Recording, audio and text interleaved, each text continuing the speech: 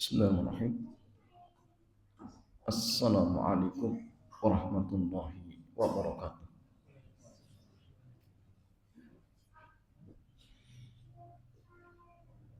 Alhamdulillah wassalatu wassalamu ala Rasulillah wa ala alihi wa sahbihi ajma'in. Amma ba'd. Ikhwan wa akhwati fillah. Alhamdulillah di kesempatan sore hari ini kita kembali dimudahkan oleh Allah untuk melanjutkan kajian kita pada kitab pengantar fikih jual beli dan harta haram karya Al-Ustaz Aminul Bait hafizahullah ta'ala. Dan tema kita sebagaimana tadi disampaikan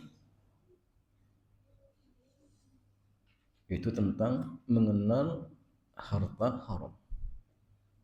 Mengenal harta haram. Jadi haram itu artinya sesuatu yang ketika dikerjakan dapat dosa.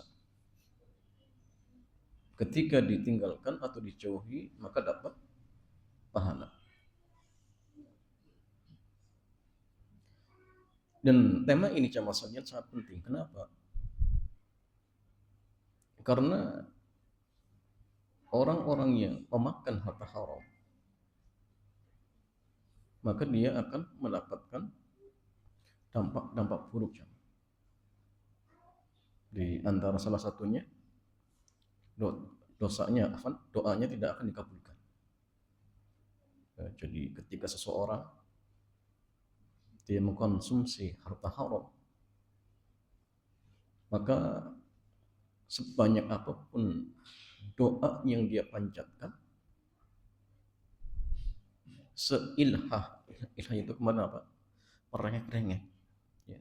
Sebanyak apapun maka tidak akan dikabulkan oleh Allah. Kenapa jemaah?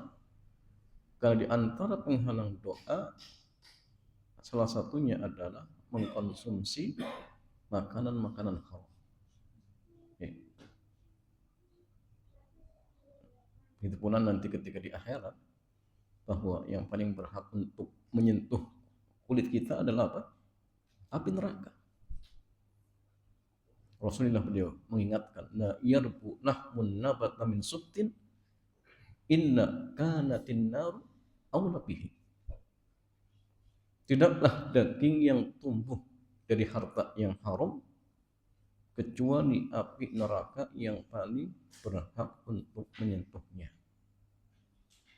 Nah, sehingga dari sini penting bagi kita untuk mengenal dan ingat tujuannya adalah untuk menghindari. Araftu syarra la li syarri walakin litawaqi. Jadi aku mengenal keburukan bukan dalam rangka untuk diamalkan tetapi untuk ditinggalkan. Ya. Jadi tujuan kita belajar ini bukan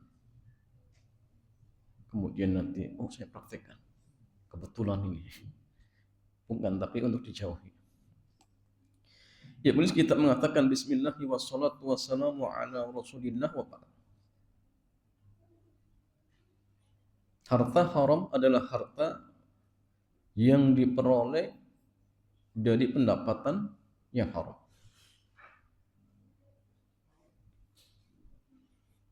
Salah satu definisi pendapatan haram sebagaimana yang disebutkan oleh Syekh Dr. Khalid Al-Muslih. Beliau mengatakan al-makasib al-muharramah hiya al-amwalul lati tahassalat aw ijtama'at min tariqin mamnu'in syar'an. Jadi pendapatan haram itu artinya semua harta yang didapatkan atau dikumpulkan dengan cara yang melanggar syariat. Nah, ini definisinya coba. Contohnya apa? Ya banyak. Mencuri, ya. Karena mencuri dilarang oleh syariat. Berdusta, ya, riba, soko, dan masih banyak masalahnya. Ya.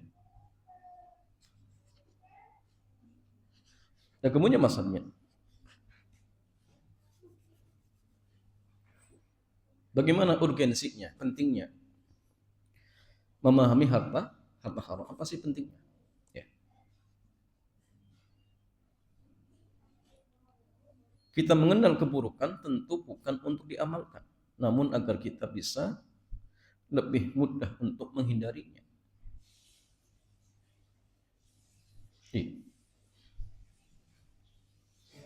Karena seseorang yang tidak mengenal keburukan, maka potensi besar dia akan terjatuh. Potensi besar. Iya. Bahkan ketika kita mungkin jamaah tanya ke kampung-kampung, orang-orang yang jamaah praktik riba, itu kadang mereka beranggapan riba itu boleh. Ya tadi karena jahil, sudah jahil tidak mau belajar. Ya. Undian berhadiah dan kita bayar undiannya, mereka menganggap ini hadiah. Kata mereka, ya boleh. Padahal kalau kita kaji, ternyata ada pelanggarannya. Ya. Seperti kata orang bijak, araftu syarra la li syarri lakin litawaqih. Wa man la ya'rifu syarra minal khairi yaqa'u fihi. Saya mengenali keburukan bukan untuk diamalkan, tapi untuk menghindarinya. Siapa yang tidak mengetahui keburukan di antara kebaikan-kebaikan, maka dia akan terjerumus ke dalamnya.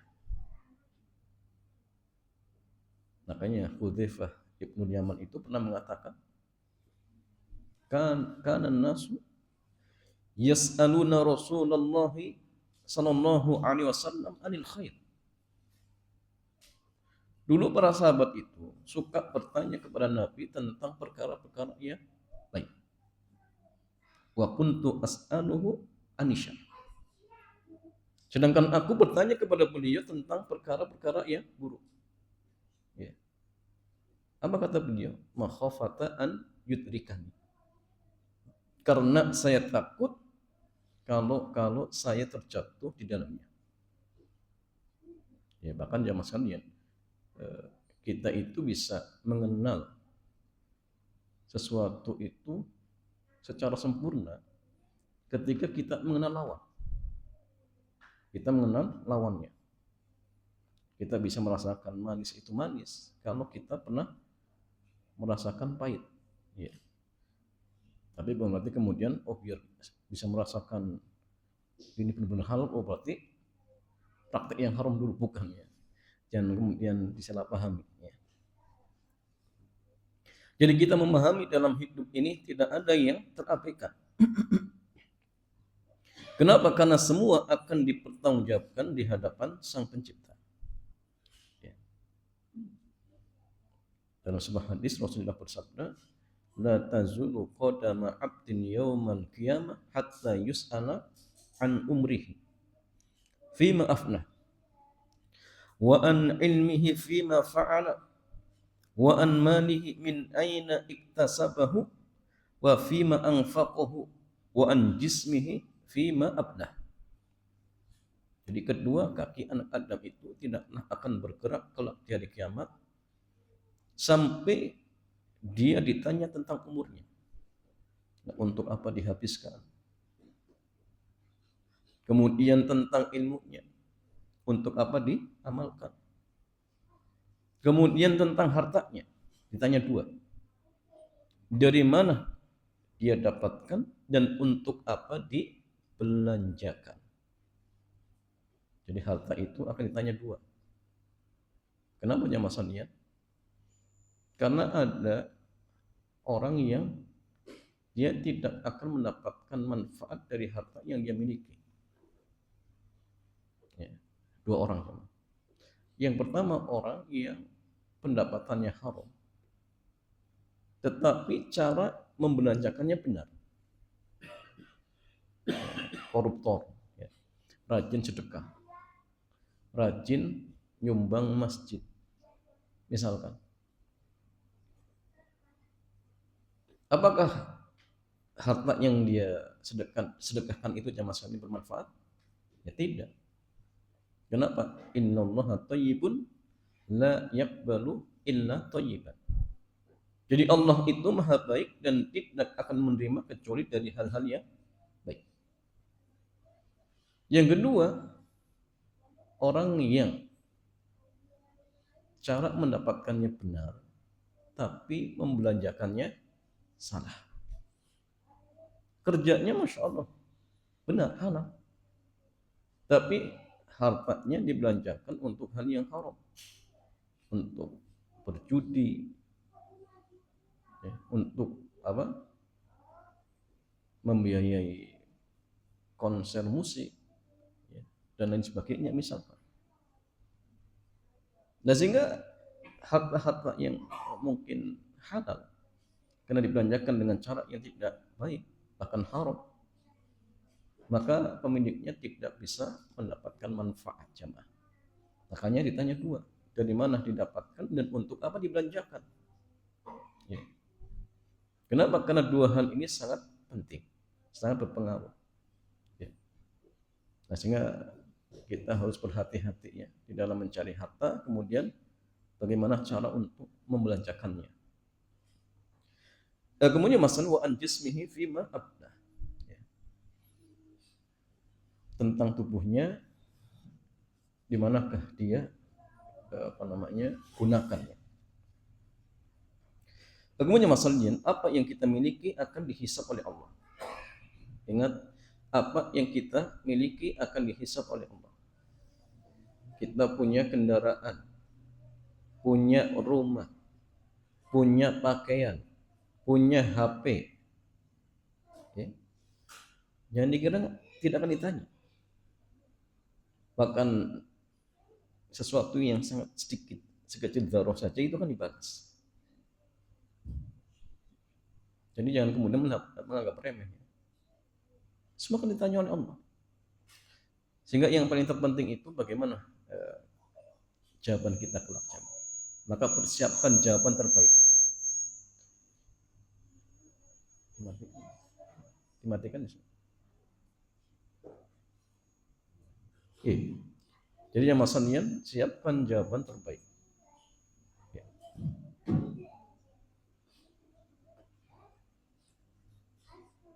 Nah, sehingga jangan perberat jawaban kita dengan banyak melakukan hal-hal yang haram.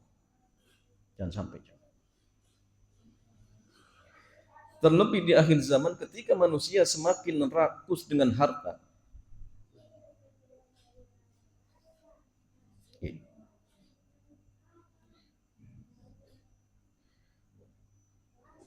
Di beberapa kota, materialistis menjadi karakter yang ada pada setiap orang. Manusia lebih mengejar fasilitas dunia sekalipun belum waktunya untuk memilikinya. Sehingga akhirnya harus nekat utang riba. Ya. Belum waktunya punya rumah, nekat kredit KPR ribawi. Kira masalahnya dengan dia punya rumah dengan cara yang kredit ribawi tadi akan membuat dirinya nyaman. Ternyata tidak seperti itu. Semakin hidupnya tidak tenang, dikejar-kejar cicilan, bahkan kadang-kadang tidak sedikit bohongnya. Oh ini belum bayar, ini cicilannya kapan? Oh nanti ya belum ada uang. Padahal ya bohong. Itu tadi bermula dari apa? Berani melanggar syariat Allah. Sehingga akhirnya keburukan-keburukan itu berantai nanti jam. Ya. Sehingga artinya kalau memang kita belum bisa membeli dengan cara yang halal, jangan sampai kemudian beli dengan cara yang haram. Karena sesuatu yang diawali dengan keburukan, maka hasilnya buruk nanti jam. Percuma seperti itu. Dari Abu Hurairah radhiyallahu taala anhu, Beliau mengatakan, Nabi sallallahu alaihi wasallam dia bersabda, la ya'tiyanna 'alan nasi zamanun la yubalil mar'u bima akhadha al-mal amin halalin aw min haram. Ya. Jadi kata Nabi, sungguh akan datang satu zaman di tengah umat manusia di mana seseorang sudah tidak peduli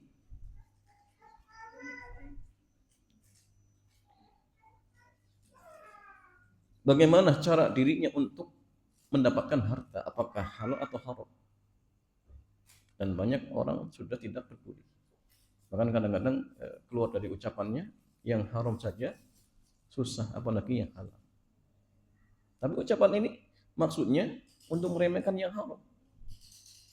Nah ini bahaya ya maksudnya. Padahal kita juga yakin bahwa rezeki itu sudah dicatat oleh Allah 50.000 tahun sebelum Allah menciptakan langit dan bumi. Dan ini penting untuk kita pahami. Ya, kita ngoyo, misalkan hari ini mengerahkan seluruh tenaga kita untuk mencari harta, maka apa yang akan kita dapatkan di hari ini jamaah sekalian tidak akan lebih dari apa yang sudah Allah catat. Kalau hari ini jatah kita 100.000, ya seperti itu. Gak mungkin kemudian bisa dapat 1 T, mungkin tidak jamaah.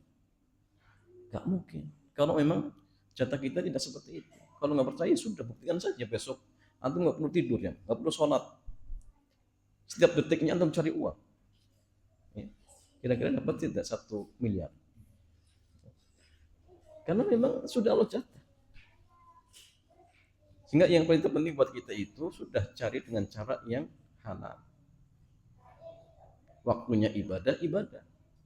Waktunya kerja, ya kerja. Jangan kemudian waktu ibadah digunakan untuk kerja, itu keliru. Ya. Karena jamaah sekalian meninggalkan ibadah kemudian dia fokus untuk apa? Mencari dunia. Tidak akan menambah dunia, ya, tidak akan menambah dunia seperti itu.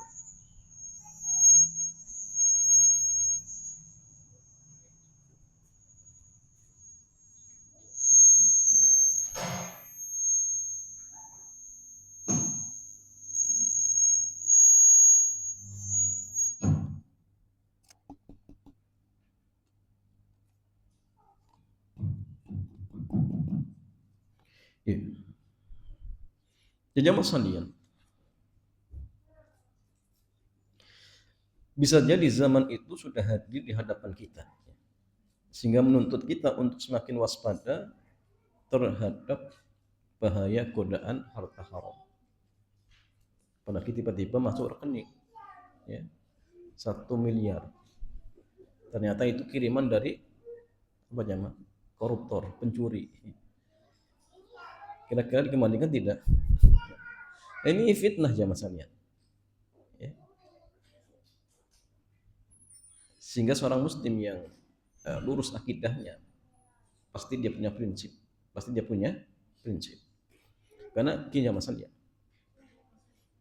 rezeki kita kalau dalam artian tidak kita ambil dengan cara haram, pasti akan diberikan dengan cara halal. Karena itu jatah kita jamaah. Sudah dicatat di Lauh al-Mahfud dan pasti akan diberikan kepada kita.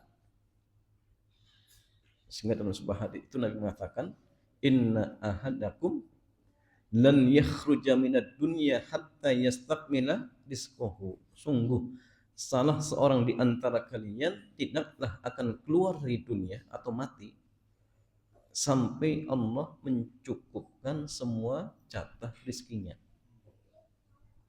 Pasti akan dikasihkan. Jika masih ada jatah 1 perak, pasti akan ditunda. Ya, dulu pernah diceritakan ya, ada seseorang apa? Atau ada seorang kakek, dia sudah berbaring sekian lama di rumah sakit dan tidak kunjung meninggal. Meninggalnya itu cuma sekalian ketika dijenguk oleh cucunya. Dan si cucu apa? Bawa es krim. Dikasihlah si kakek es krim. Setelah makan es krim, meninggal. Berarti jatah rezeki terakhir es krim. Sebelum datang ditunda jamaah. Ya. Artinya kalau memang belum dalam artian semua jatah rezeki dikasihkan kepada kita, pasti kan tunda. Ada seorang saya bercerita, ada seseorang dia terpelosok di sumur. Akhirnya minta tolong dan dibantu. Setelah itu ditenangkan, dikasih susu. Sambil ditanya, jenengan itu tadi kenapa sih kok bisa terpelosok di sumur? Akhirnya dipraktek. Dia naik di bibir sumur, ternyata kepleset lagi, meninggalnya. Berarti apa? Masih ada segelas susu belum diminum. Ya. Makanya kita yang punya akal, jangan sampai kemudian lebih gila daripada orang gila. Orang gila itu tidak kerja, tapi masih hidup. Padahal yang kerjanya lontang, lantung, tapi dapat makan ya.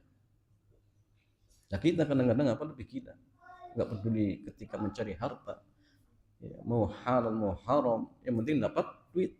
Nah ini bahaya jamaah sama. Ya kemudian masalah lihat,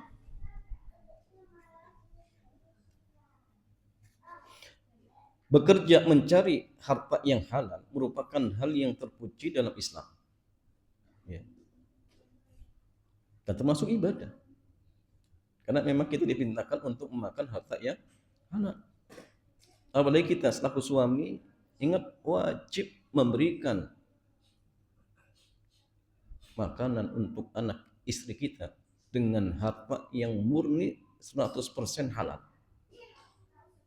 Kalau tidak, ingat, siap-siap ya, jawaban di hadapan Allah.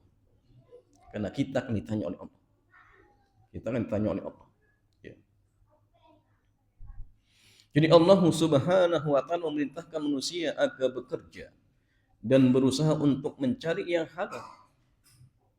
Allah Azza wa Jalla berfirman, "Huwallazi ja'ala lakumul arda dhalula famshu fi manakibiha wa kulu mir rizqi wa ilaihin nusyur." Dialah yang menjadikan bumi itu mudah bagi kalian.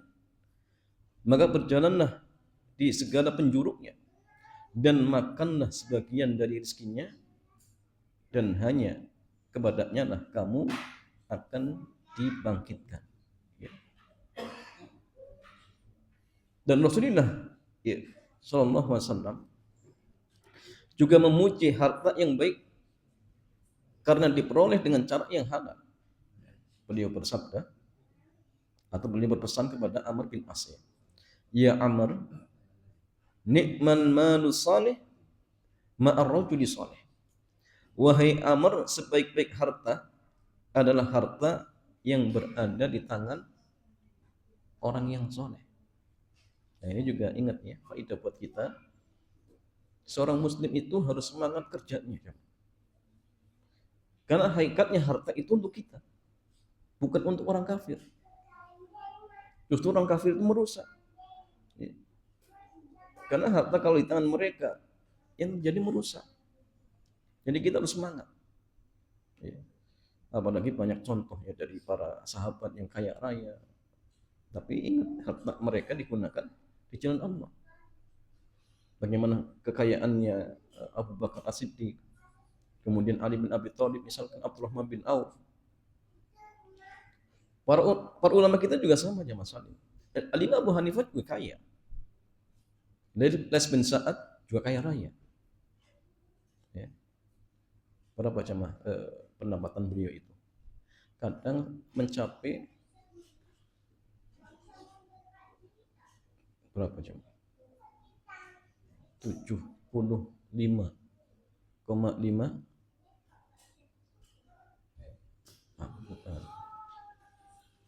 miliar, bukan miliar. Karena kekayaannya itu kadang mendapatkan berapa? Kalau satu dinar 7, dinar berapa? 75,5 dinar berapa? Pendapatan setahun. Saya lupa. Pokoknya intinya per ya. Itu setiap tahunnya. Tetapi beliau tidak pernah wajib zakat dan semua itu dibagikan, disedekahkan. Jadi artinya beliau kaya raya, tapi tidak dalam rangka untuk memperkaya diri, tetapi kaya untuk memberi. Nah, kita harus seperti itu, jemaah. Ya, jemaah sekalian, Rasulullah SAW juga menanamkan kemandirian bagi umatnya agar tidak menjadi benalu bagi yang lain. Beliau memuji orang yang mendapatkan harta dari jerih payahnya. Dari Mikdam radhiyallahu taala anhu, Nabi SAW dia bersabda, "Ma akala ahadun ta'aman qat khairan min an yakuna min amaliyati. Wa inna Nabiyullah Daud sallallahu alaihi wasallam kana yakulu min amali yadihi." Tidaklah seseorang mengkonsumsi makanan yang lebih baik dari memakan hasil jerih payahnya sendiri. Sungguhnya Nabi Daud alaihi salam makan dari hasil jerih payahnya sendiri. Ya. Sehingga ini yang terbaik maksudnya. Itu pula dalam hadis yang lain Nabi bersabda, "La an yakhudha ahadukum habnahu fayati bi husmatil hatabi ala dhahri fayabi'aha fayakuffahu biha wajha khairun lahu min an yas'ala an-nasa a'tawhu aw mana'uhu." Kalian mengambil beberapa utas tali kemudian pergi ke gunung dan kembali dengan memikul seikat kayu bakar di punggungnya lalu menjualnya. Kemudian dengan hasil itu Allah mencukupkan kebutuhan hidupnya. Itu jauh lebih baik daripada meminta-minta kepada sesama manusia, baik mereka memberi ataupun tidak. Ya. Jadi jauh lebih baik. Ya, bekerja sendiri apapun atau seberapapun pendapatannya daripada kemudian minta kepada orang lain. Ya. Kemudian masalah ikhwan wa akhwati fillah,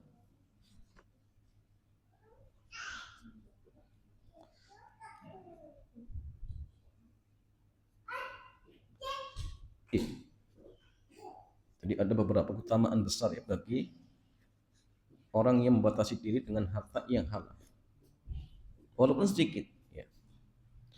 Juga disebutkan dalam beberapa hadis berisi motivasi bagi mereka yang membatasi diri mengambil yang halal.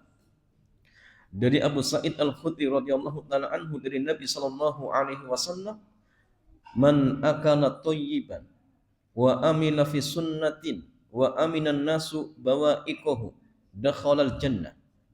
Barang siapa mengkonsumsi sesuatu yang baik, melaksanakan sunnah, dan masyarakat sekitarnya tidak terganggu dengan keburukannya, maka dia akan masuk surga.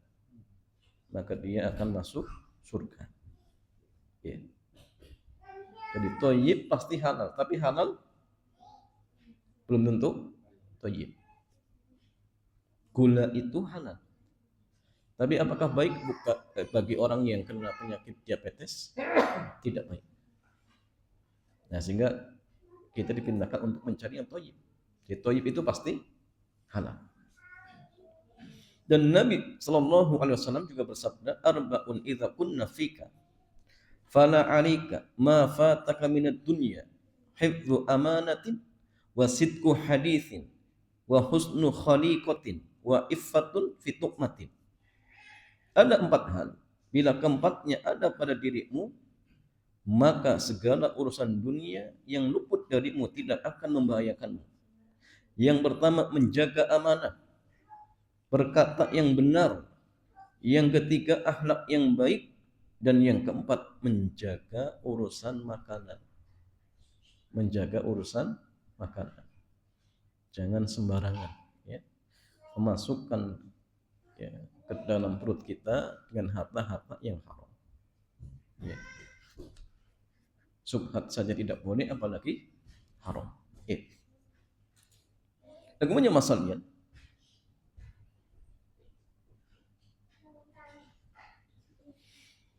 mencari harta halal dengan cara yang halal merupakan sifat mulia yang telah dicerminkan oleh orang-orang ya, di masa silam. Mereka para ulama di masa silam bahkan saling mengingatkan untuk berhati-hati dalam masalah makanan. Begitu pula minuman. dan mata pencaharian.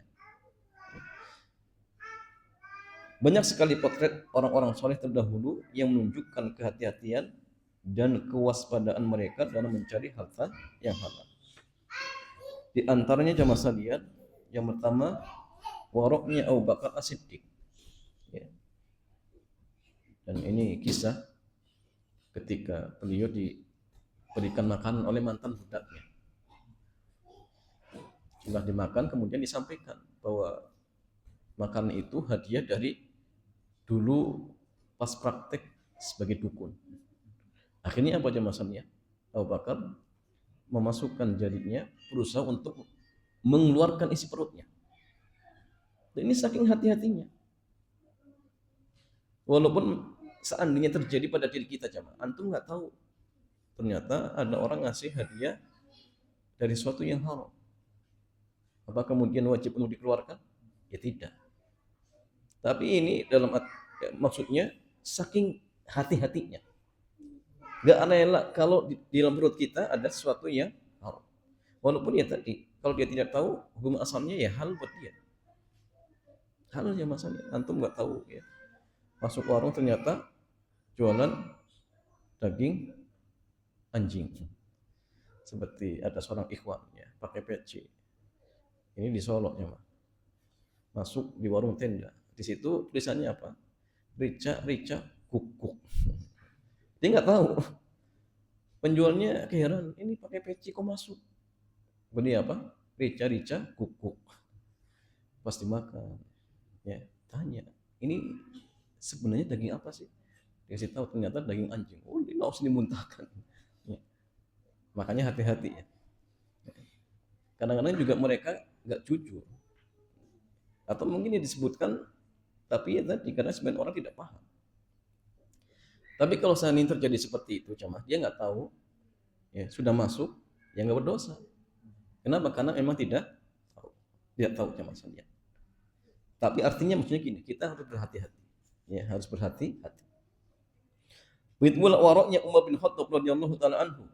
Suatu ketika Umar bin Khattab diberi minum susu dan beliau radhiyallahu taala anhu begitu senang. Kemudian beliau bertanya kepada orang yang memberinya minum, dari manakah engkau mendapatkan susu ini? Maka ia pun menjawab, saya berjalan melewati seekor onta sedekah, sementara mereka sedang berada dekat dengan sumber air. Lalu saya mengambil air susunya. Mendengar cerita orang tersebut, seketika itu Umar memasukkan jari ke mulutnya agar memuntahkan susu yang baru diminumnya. Ya. Itu pula kisah seorang wanita yang salihah yang menasihati suaminya. Nah, ini penting ya, perlu dicontoh coba. Dikatakan ketika sebelum keluar kerja kepada suaminya, ya fulan ittaqillah wa la tut'imuna illa thayyiban fa in ji'tana biqalilin katharnahu wa in lam ta'tina bi syai'in ya annak. Wahai fulan, bertakwalah kepada Allah dan janganlah kamu beri makan kami kecuali dengan yang halal. Jika kamu pulang dengan membawa harta sedikit, kami anggap itu banyak. Jika kamu pulang tanpa membawa harta, kami akan bantu kamu. Ya. Sehingga ini juga penting. Seorang istri untuk dalam artian memotivasi suaminya agar mencari harta-harta yang halal. Ya. Atau mungkin sampaikan, saya lebih tahan lapar karena nggak makan. Dan saya tidak tahan dengan apa? Dengan api neraka kelak. Ya, jadi masih mending dalam artian kelaparan daripada kemudian makan tapi konsekuensinya disiksa selama-lamanya cuma sekali. Nah, ini karena sebagian orang tidak paham dengan hal ini jemaah. Ada juga seorang istri yang berpesan kepada suaminya, ittaqillaha fina wa la tut'imuna illa min halal wa iyyaka an hina alaina al-haram fa innana nasbir 'ala naril ju' wa lan nasbir 'ala nari jahannam. Wahai suamiku, bertakwalah engkau kepada Allah saat mencari rezeki untuk kami. Karena sungguhnya kami mampu menahan lapar dan dahaga akan tetapi kami tidak mampu untuk menahan panasnya api neraka. Ya. Begitulah jemaah sikap kehati-hatian orang-orang soleh dalam rangka menjaga agama mereka. Ya, dalam rangka merealisasikan ketakwaan mereka serta menjauhkan diri mereka dari harta yang syubhat. Ya.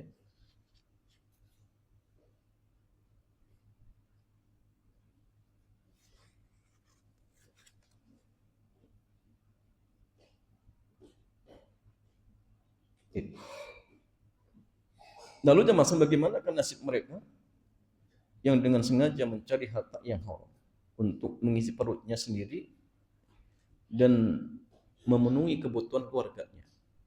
Ya, kerja di tempat-tempat haram. Tiap bulan anak istri ya dikasih dari gajinya. Bagaimana nasibnya jemaah? Rasulullah sudah mengingatkan, la ya'tiyanna 'ala nasi zamanun la yubali mar'u bima akhadha al-mala amin halalin aw min haram. Jadi akan datang suatu zaman di tengah-tengah manusia di mana seorang itu tidak peduli ya, dengan harta yang dia dapatkan, apakah hal atau haram. Ada kalanya seorang muslim bersungguh-sungguh dalam melakukan amal soleh, akan tetapi dia memandang remeh dan kurang peduli dengan masalah mengkonsumsi harta yang haram. Padahal akibatnya sangatlah fatal. Ya. Orang seperti ini akan rugi di dunia dan di akhirat. Amal ibadahnya bisa jadi tertolak. Doanya tidak diijabahi dan usahanya tidak diberkati. Ya. Saya punya teman dulu kerja di bank ya. Dia dengan cerita di Jogja katanya, saya tidak tahu ya ceritanya benar apa tidak. Jadi ada pegawai bank dikubur, ternyata kuburannya keliru. Akhirnya pemilik ya yang sudah membeli itu ya harus dibongkar. Baru berapa? Ya, mungkin jam. Ini dibongkar. Pas dibongkar ternyata tubuhnya kosong. Ya. Akhirnya nggak jadi ya. Ya mungkin tadi mendapat azab kubur. Sehingga teman anak keluar. Ya. Nah, sehingga dari sini jamaah sekalian hati-hati ya. Jangan bermudah-mudahan dalam mencari harta yang haram. Dari Abu Hurairah radhiyallahu taala anhu, Rasulullah sallallahu alaihi wasallam bersabda, sungguhnya Allah adalah Maha baik dan tidak menerima kecuali dari hal-hal yang baik. Innallaha thayyibun la yaqbalu illa thayyiban. Dan sungguhnya Allah telah memerintahkan kepada para kaum mukminin sesuai dengan apa yang diperintahkan untuk para rasul. Allah Azza wa Jalla berfirman, "Ya ayyuhar rusul, qulu minat thayyibati wa'malu shalihan. Inni bima ta'maluna alim." Wahai sekalian para rasul, makanlah yang baik-baik dan beramal salihlah. Sungguhnya aku Maha mengetahui apa yang kalian kerjakan. Dan Allah berfirman, "Ya ayyuhalladzina amanu qulu min thayyibati ma razaqnakum." Wahai orang-orang yang beriman, makanlah makanan yang baik dari rezeki yang kami berikan kepada kalian. Ya, kemudian Rasulullah SAW menyebutkan ada seorang laki-laki yang sedang melakukan safar, rambutnya kusam dan berdebu. Dia mengangkat tangannya ke langit lalu berdoa, "Ya Rabb, ya Rabb, wa mat'amuhu haram, wa masrabuhu haram, wa malbasuhu haram, wa gudiya bil haram, fa anna yustajabu lahu." Ya, dia doa jemaah merengek-rengek. Padahal adab-adab doa sudah dikerjakan. Ngangkat tangan iya, merengek-rengek iya. Tapi ada satu masalah. Ada satu penghalang doa. Apa jemaah sekalian? Makanannya haram. Atau dia mengkonsumsi atau menggunakan sesuatu yang haram. Wa mat'amuhu haram, makanannya haram. Wa masrabuhu haram, minumannya haram. Wa malbasuhu haram, pakaiannya haram. Wa gudiya bil haram, dan dia diberikan makan dari harta yang haram.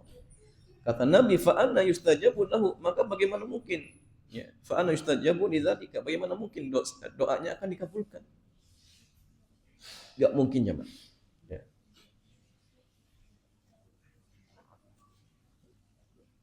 Begitu pula jemaah sekalian, sedekah dari harta yang haram tidak akan diterima oleh Allah. La yaqullahu salatan bi ghairi tahurin wala shadaqatan min ghulul. Allah tidak akan menerima salat seseorang tanpa berwudu dan tidak akan menerima sedekah dari harta hasil khianat. Ya.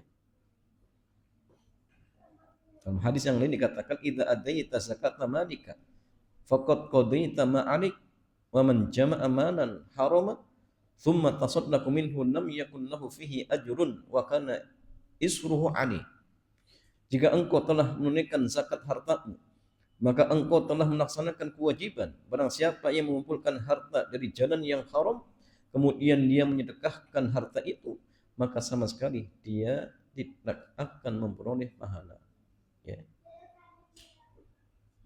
Jadi ingat ya Mas Anian, ini sekali lagi peringatan buat kita.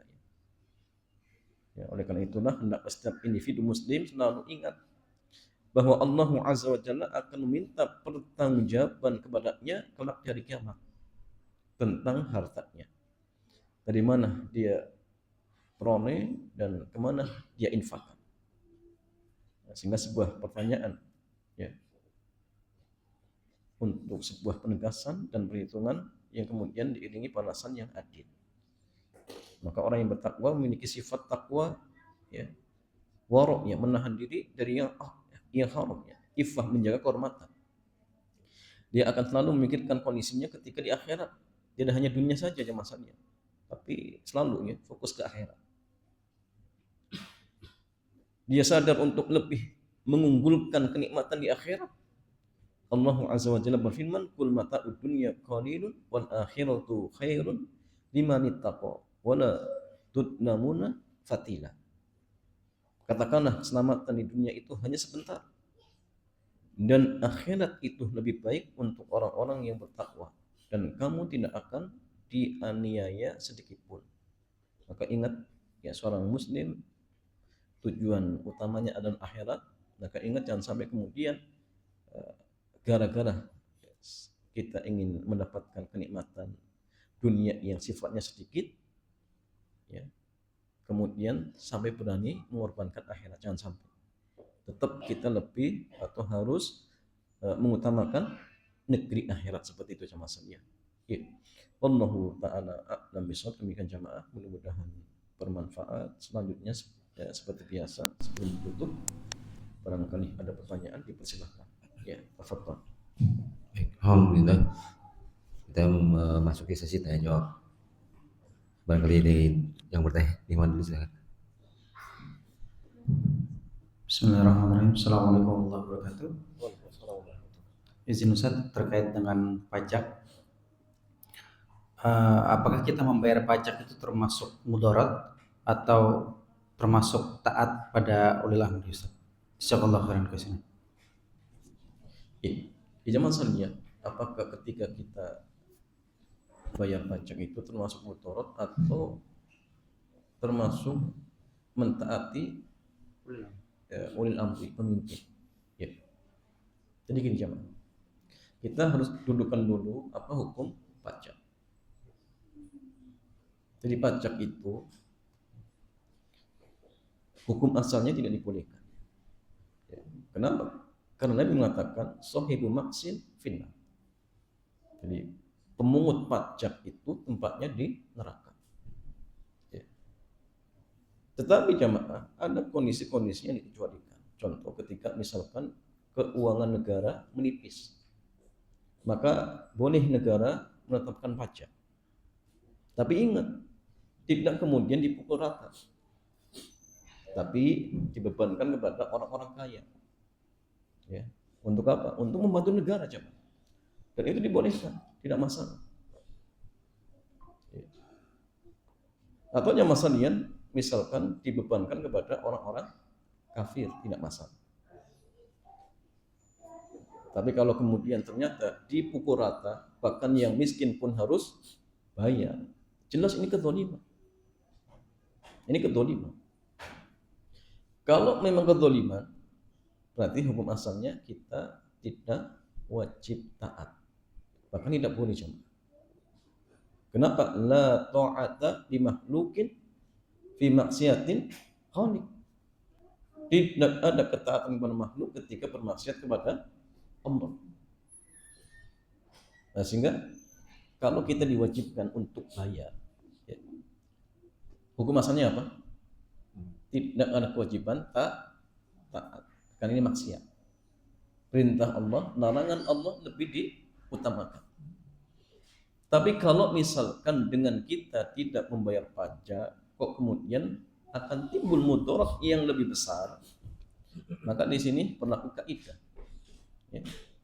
Idza tazahama adadul mafasidi yuqaddamul adna minal mafasidi. Jika berbenturan dua mafsadat, maka ambil mafsadat yang sifatnya lebih kecil. Enggak bayar pajak, ada mafsadat. Ya. Bayar pajak, ya ada mafsadat karena berarti membantu kezaliman. Maka di situ kita harus menimbang-nimbang. Ya. Kira-kira mana sih mudarat yang lebih ringan? Karena dua-duanya ada mudarat. Dan kita harus mengambil salah satunya. Maka timbang yang paling ringan. Dan yang paling tahu kondisinya adalah pelakunya langsung. Ya sudah ditimbang saja. Kalau kemudian kayaknya lebih ringan dengan tetap bayar pajak, karena ketika ngurus tidak dipersulit misalkan, ya. Kalau kemudian sudah beristihad seperti itu ternyata keliru, dimaafkan, tidak masalah seperti itu.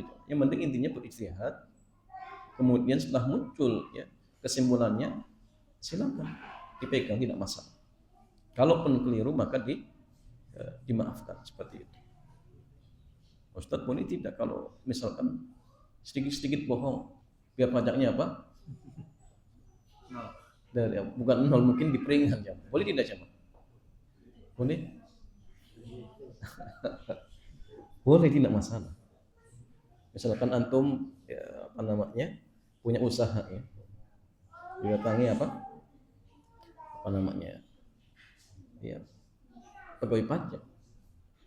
Sebulan itu udah berapa misalkan, pendapatannya berapa, kemudian disampaikan ya sekian. Karena kalau disampaikan pendapatannya besar, pajaknya besar, sehingga disampaikan sedikit biar pajaknya sedikit. Boleh tidak jamaah? Boleh, tidak masalah, boleh. Bahkan kalau dalam artian sampai tidak bayar pajak, ya tidak masalah. Ya. Karena dalam kemaksiatan itu kita diperintahkan untuk ingkar munkar. Contoh gini, kalau negara mintakan kita untuk zina, kira-kira zina tidak? Warga setiap RW minimalnya satu warga harus zina. Kira-kira enggak zina? Enggak mau, karena maksiat. Ya sama. Bayar pajak juga sama hukum asalnya. Ya, sehingga boleh kita dalam artian melakukan kalau memang itu dianggap mudarat yang sifatnya lebih ringan, tidak masalah. Kalau lebih besar ya jangan. Ya, seperti itu cuma sekali. Wallahu ta'ala a'lam bishawab. Pertanyaan berikutnya dari Ahmad. Bismillah. Saya sudah bekerja di perusahaan swasta cukup lama. Kemudian ada peraturan untuk memakai celana untuk wanita, dan saya mengundurkan diri. Apakah Allah akan mengganti yang lebih baik? Iya, ada seorang akhwat, dia bekerja di perusahaan swasta, kemudian disuruh pakai celana. Artinya disuruh berpakaian yang membentuk nekuk tubuhnya. Dan ini memang nggak boleh bagi wanita, sehingga dia pilih untuk keluar daripada kemudian sampai memperlihatkan auratnya. Ya, maka yang pertama jamaah sekalian, apa yang dia ambil sudah tepat, sudah benar. Ya. Kemudian pertanyaannya, apakah kemudian Allah akan gantikan? Iya, harus yakin. Ya. Maksudnya rezeki dia pastikan dikasih, tapi dengan ganti yang lain. Bagaimana syaratnya? Allah maha mampu. Mungkin akan dipertemukan dengan ikhwan yang kaya raya, akhirnya apa? Nggak perlu kerja. Rezeki ya tetap jangan. Karena kembali ke awal bahwasanya jatah rezeki kita itu, ingat jamaah sekalian, sudah dicatat. Dan semua akan diberikan kepada kita. Lewat jalur apa? Ada dua, hal atau haram. Ya. Hal atau haram. Dan itu nanti pilihan kepada kita. Mau mengambil dengan cara yang halal, ya akan dikasih. Mau mengambil dengan cara yang haram, ya akan dikasih. Tapi tetap jatah rezeki itu tidak akan berubah. Yang dicatat ingat di Lauh al-Mahfuz. Ya. Sehingga ketika misalkan dia keluar dari satu tempat kerjaan yang dianggap ya tidak nyaman, ya apalagi tadi ya menyuruh untuk berpakaian seperti itu, maka jatah rezeki itu tetap diberikan, tetap diberikan. Bagaimana caranya? Ya lewat cara yang lain. Mungkin dia akan dapat kerjaan di tempat yang lain, atau mungkin dia tidak bekerja tapi nanti dapat suami. Ya. Sehingga yang paling penting itu apa jemaah? Husnudzon. Kuatkan keyakinan kita kepada Allah. Man taraka syai'an lillahi awwadahu khairan minhu. Barang siapa yang meninggalkan sesuatu karena Allah, maka Allah akan ganti dengan sesuatu yang lebih baik. Ya. Karena gini, mungkin menurut ya pemahaman dia sekarang, oh kayaknya aku belum ada gantinya. Buktinya masih nganggur misalkan. Sebenarnya yang masalah ketika dia sudah meninggalkan, ini sudah diganti dengan yang baik. Sebelumnya mungkin ya, dia berani membuka auratnya tadi, ya mungkin dari sisi dia berdosa. Sekarang dosa itu nggak ada. Berarti kan dari satu sisi tadi yang buruk sekarang baik. Ya. Mungkin dari sisi gaji belum dapat, ya sabar. Karena kita itu jamaah sekalian, ingat hidup di dunia itu akan diuji. Alladzi khalaqal mauta wal hayata liyabluwakum ayyukum ahsanu amal. Kita akan diuji jam. Jadi Allah ciptakan hidup mati itu untuk uji kita. Siapa yang paling baik amalannya. Jadi kalau kita hidup di dunia kemudian kok nggak mau diuji, ya nggak mungkin. Akan diuji. Nah, sehingga yang terpenting buat kita adalah sabar. Kalau ditimpa musibah ya sabar, kalau mendapatkan nikmat ya syukur. Sehingga kondisi kita tetap dalam kondisi baik. Ajabani amril mu'mini inna amrahu kullahu khair. Wa laysa dzaka li ahadin illa lil mu'min. Sungguh ajaib urusan seorang mukmin, semuanya baik. Dan semua itu tidaklah akan didapatkan kecuali bagi seorang mukmin. In asabathu sarra syakara fakana khairan lahu. Jika dia mendapatkan nikmat dia bersyukur maka itu baik baginya. Wa in asabathu dharra sabara fakana khairan lahu. Jika dia tertimpa musibah kemudian dia bersabar maka itu juga baik baginya. Ya. Sehingga kondisi seorang mukmin itu jamaah sekalian tidak akan rugi. Tapi syaratnya dua, syukur dan sabar seperti itu. Ya wallahu ta'ala a'lam bis-shawab. Pertanyaan lain silakan.